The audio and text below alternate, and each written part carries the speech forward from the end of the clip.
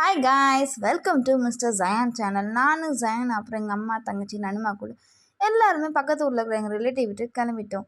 இதுதான் எங்கள் ஊரில் இருக்கிற பஸ் ஸ்டாண்டுக்குள்ளே போனோம். நாங்கள் நடந்துக்கிட்டே இருக்கோம், ஒரு பஸ்ஸும் காணும். ஸோ நானும் எல்லோரும் நடந்து போயிட்டே இருக்கோம். என்னாலையும் ஜயனாலையும் முடியலன்னு சொல்லி நானும் ஜயன் மட்டும் கீழே உட்காந்துட்டோம். இப்போ ஜயனோட செம்மையாக திட்டுறான் போல. நான் என்ன திட்டுறான் ஒத்து கேட்டுட்டு இருக்கும் போது தான் தெரிஞ்சது என்ன திட்டுறேன்.